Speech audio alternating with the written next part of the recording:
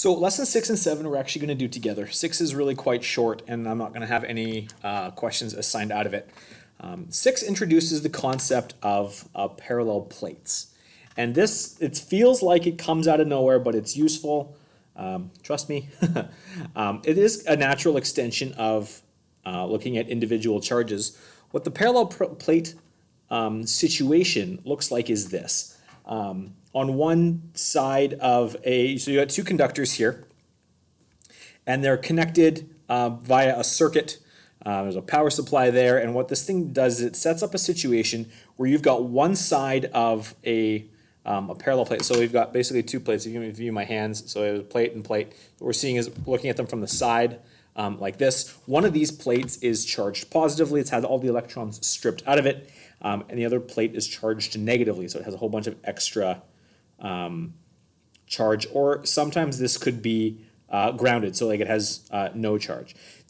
What we want to demonstrate, all that needs to be demonstrated here is that these two flat metal plates are labeled positive and negative, either because one's positive and one's negative, or because one's positive and the other is zero. So a higher voltage and no voltage. If the metal plates are sufficiently large, and again, large is, or very large is kind of a relative term, very large relative to the distance between them, then the voltage varies directly with the distance from the plates. And what that means is this, like there's, if there's a 5 centimeter gap here, every centimeter you would drop a fifth of the voltage is what that means. So if this is 50 volts and this down here is 0, halfway would be, you'd be at 25 volts is all that means here. So for example, if I had these plates separated by 5 millimeters, so as long as they're large relative to the plates, even my hands 5 millimeters apart would be sufficiently large relative to the distance between them. So if we've got something that looks like this, the distance here is 5 millimeters from plate to plate. What we'd have is every millimeter you drop, or every millimeter you move away from the 500 volt plate, you drop another 100 volts. So we can graph that. So that's going to be 100, 200, 300, 400. So at the 1 millimeter mark, where are we going? From the distance from the lower plate. So as you go up from the lower plate, 1 millimeter up, now we're here at 100 volts. At 2 millimeters up, we're at 200 volts. 3 is 300, 4 is 400, 5 is 500. We connect those with a line, and we can take a look at what the slope means.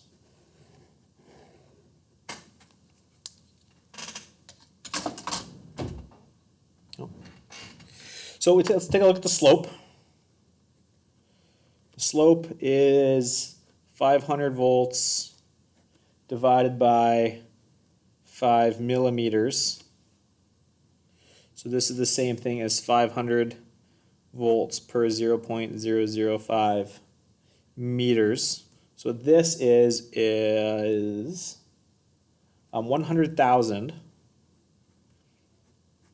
volts per meter.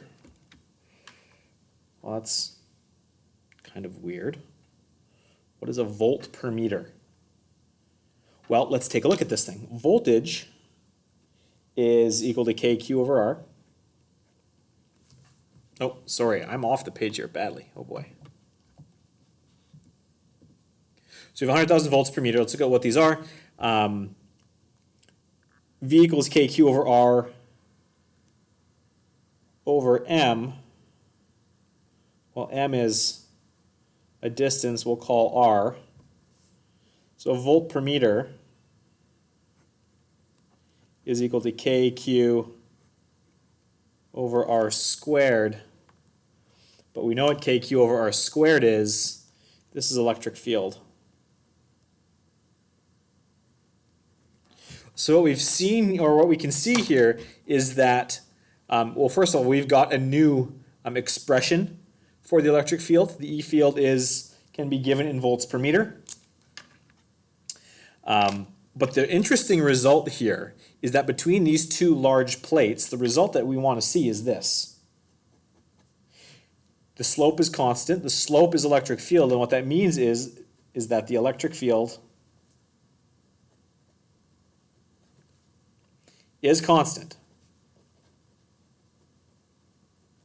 between two charged plates.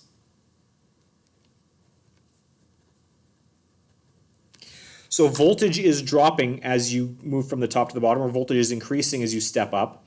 But at every point in here, the electric field is exactly the same, which is an interesting result. So we're just going to write that on the next page. So we find for parallel plates, there's a constant ratio of voltage drop, and the ratio is equal to electric field. Thus, electric field is uniform. It's the same everywhere. So it doesn't matter if you're at 500, 400, 300, 200, 100, E field is constant. And we can actually see which way it's going. We know that it's going from, electric field goes from a source of positive down to negative. So the E field we know is actually going this way. So using that slope calculation from before, rise over run, we can see that the electric field, E, is actually equal to the change in voltage over the distance between the plates, which is a pretty neat result that is going to be useful to us. This is the voltage change.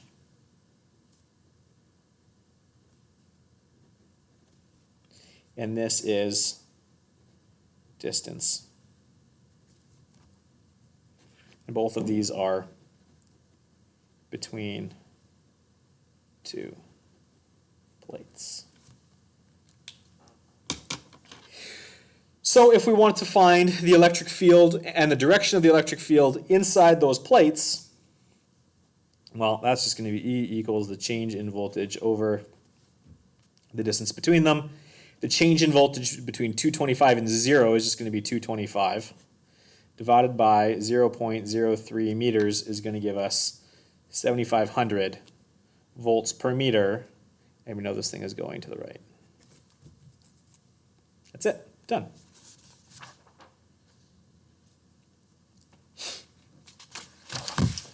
Two more really simple examples. How does the electric field at point X compare with the electric field between point Y? This is a trick question. The E field is the same everywhere between two plates.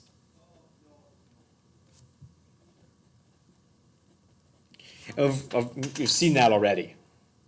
The only other one we're going to look at is the difference between plates and outside of a single charge. Here we have E field is constant. Here, going from X to Y, E field gets weaker.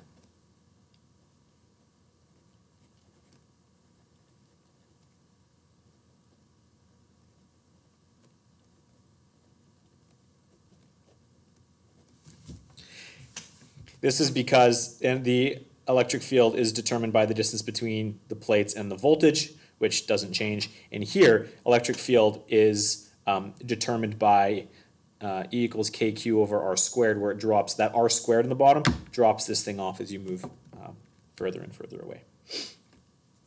That's it for lesson 6. So we're just going to move. We're just going to move on now to lesson 7. Skip the exercises. I'm not going to get you to do any exercises out of lesson 6. So we're just going to go straight to 7. Looking at parallel plate force problem. And this is the second last lesson in this chapter. So here we go. We've got, recall from the last, 9 minutes or however long it's been, we've got an E field here. E is constant. And it's going this way.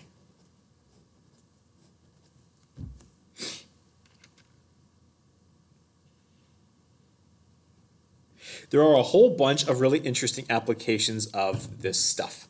So one of these things it actually allows us to do is talk about ionization. So we're going to explain why an atom will be ionized. The electron will be separated from the atom if it's placed in a sufficiently large electric field. So if we have a large electric field, what's going to happen here? Well, we know if we look at kind of all of the things that are going on here, there's a couple things at work. First of all, there is a force of attraction between the positive nucleus and a negative electron. And we know that that force is equal to F equals KQQ over R squared. As long as the charges remain the same and the distance remains relatively the same, this force will remain constant. But if we place this thing inside an electric field, what's going to happen is the positive nucleus is going to want to move with the electric field, and the negative electron is going to want to move opposite the electric field. So this guy is actually going to want to move this way, and the force on him is equal to Q times E, and the force on this guy is equal to Q times E. Sorry, I had to pause that there. Back to this, right. So the force on the negative electron is also going to be F equals QE.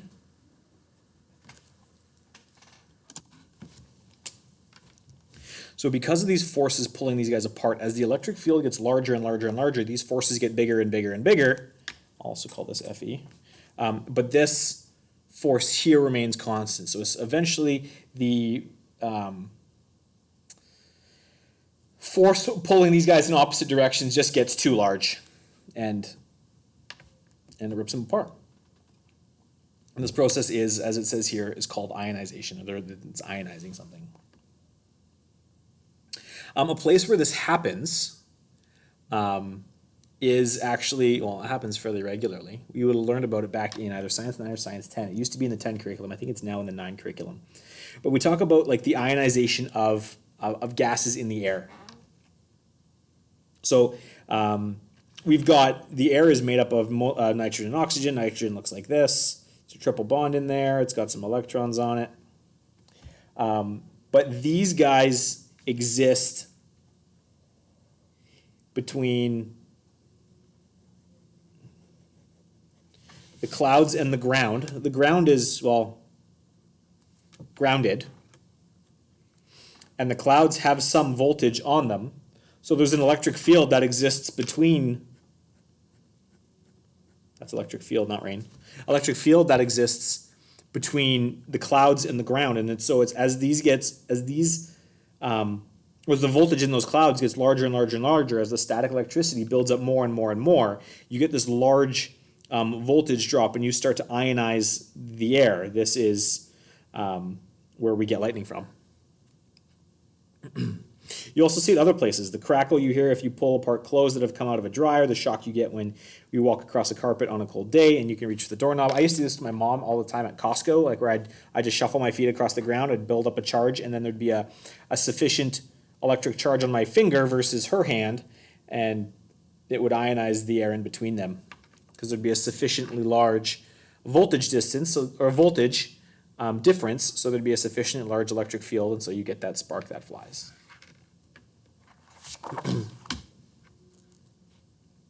So an example of this kind of in the real world is this example 2 here, clouds and ground. So the bottom of a cloud is charged to 2.50 times 10 to the 8 volts by cosmic rays that pass through the atmosphere.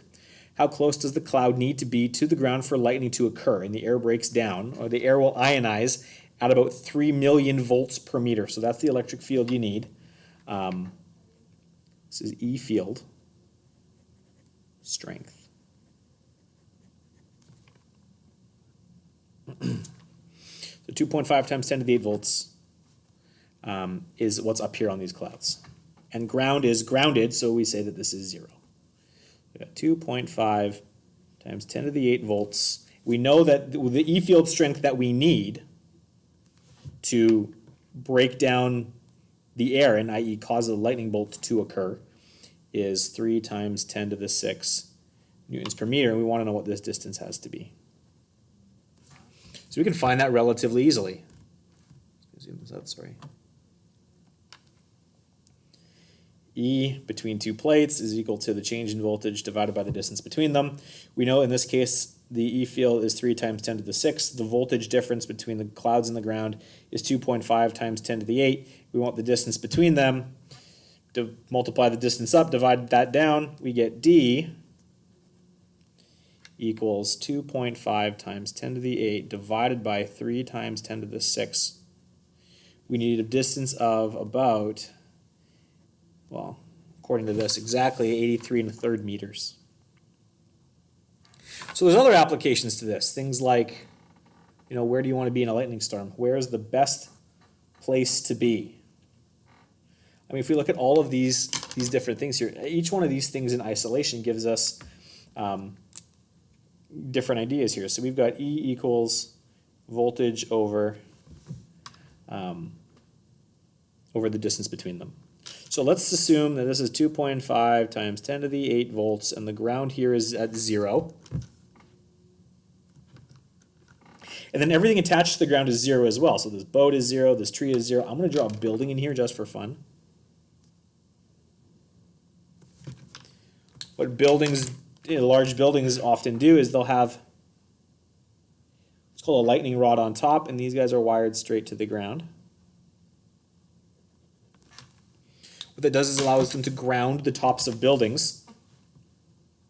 So if we take a look at the electric field all the way through here, E equals delta V over D. And so how this works is a smaller distance is going to provide a larger electric field. So between the tops of these mountains, you're going to have a large electric field. Between the clouds and the ground, you're going to have a smaller E field.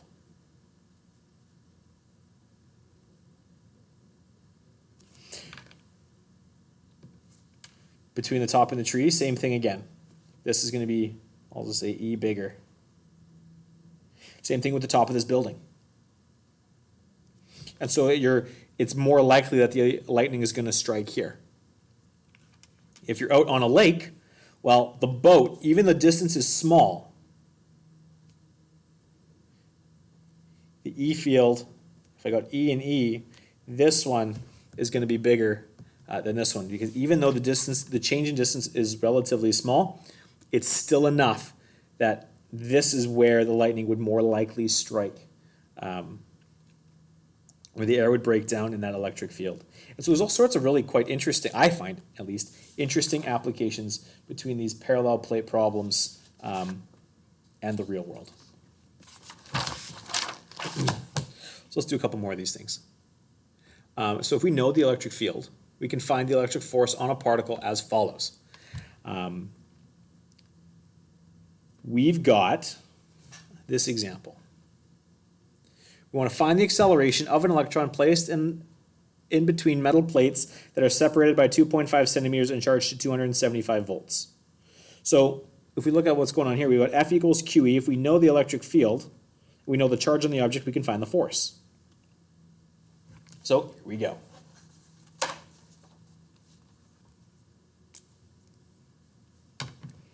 This is an electron. It's relatively small. We want to find the acceleration on the electron placed here. And so the acceleration, we're going to start with this idea of F net equals ma.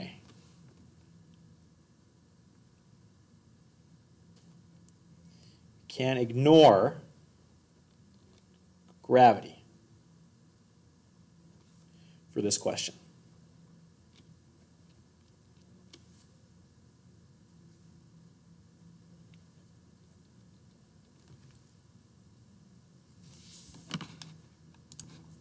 And the reason that we can ignore gravity for this question is because, if you look at the force of gravity on this electron, it's really, really, really small. Fg equals mg. The mass of an electron is 9.11 times 10 to the negative 31, and g is 9.8.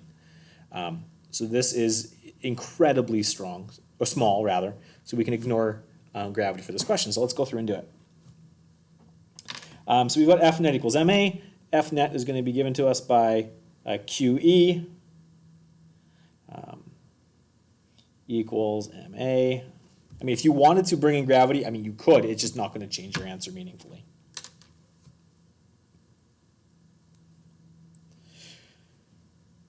We know the electric field. Electric field is given to us because it's a parallel plate problem by delta V over D. And so we're going to have Q delta V over D equals MA.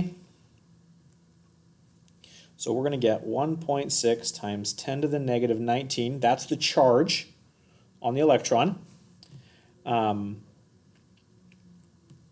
finding force, we don't use positives and negatives. We just look at which way this is going. Well, if this is positive, the direction on the force is going to be up. So we can ignore the positive and negative in there. The delta V is going to be 275 volts. The distance between those plates is 0.025 meters. The mass of the electron is 9.11 times 10 to the negative 31. We want to find what the acceleration is. If you solve this thing for the acceleration, you're going to find that the acceleration is going to be 1.93 times 10 to the 15 meters per second squared. And that's going to be up. What we could do then is we could theoretically find how fast this thing is going at any point, because we've got the accelerate. Oh, sorry, I keep doing this for this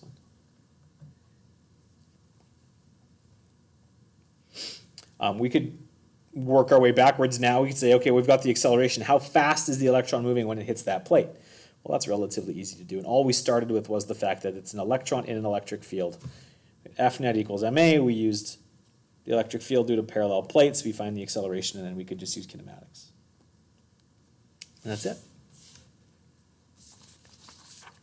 Let's do one more example.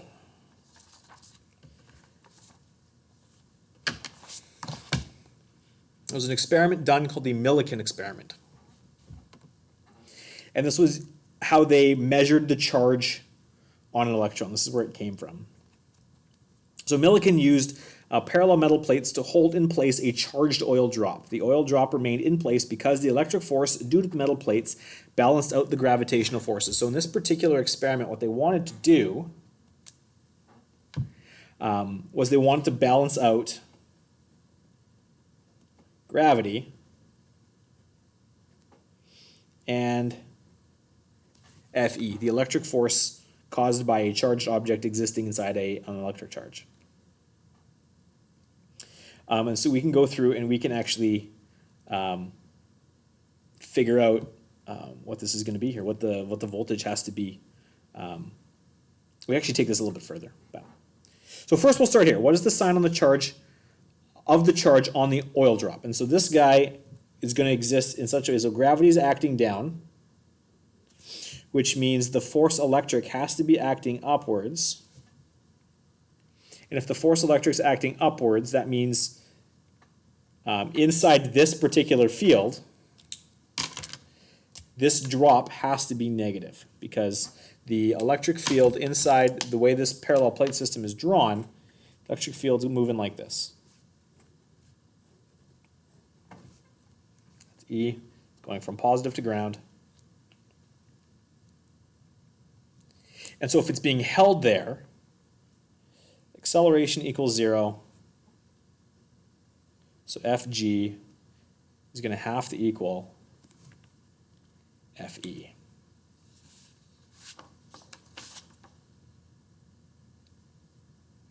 So I'm just going to use the data from the next page to finish off this example here. We're going to take this all the way a little bit further and answer the following question.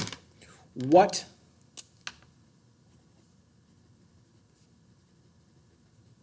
must V be to suspend the drop, given the following information? So we're going to say that the mass of the drop is 2.3 times 10 to the negative 14 kilos. Very, very small. As small as basically we could get this drop. And we're going to say that the charge on this thing, Q, is 3 electrons worth of charge. So given that information and the setup to this problem, what must we do? Well, we know that Fg equals Fe, so we can go through and we can solve this thing. Fg equals Fe. So we've got Mg equals Qe. We've also got the fact that E equals delta V over D. So we're going to have Mg equals Q delta V over D. And we can solve for delta V. We can see here that delta V is going to have to equal mgd over Q. So we can fill in the information that we've got here. The mass we were told was 2.3 times 10 to the negative 14 kilos.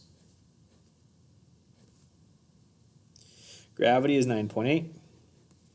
The distance between, one more piece of information we needed. Distance is 1.5 centimeters, which is 0.015 meters. 0.015 meters. And we're going to divide that by Q. Q is 3 times the voltage on, so 3 times the charge of 1 electron, and so there you go.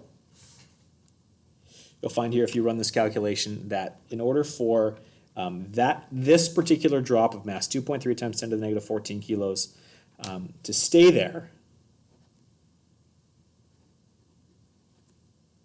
you need to have a voltage of 7,043.73, or 75 rather, volts. So the way they actually found out the charge on the electron is that they worked this thing backwards. They had a droplet of oil. They knew exactly how big the oil was. I'm not totally sure how they were able to identify how many electrons were on it, but they had the mass of the droplet of oil. They knew what the voltage was.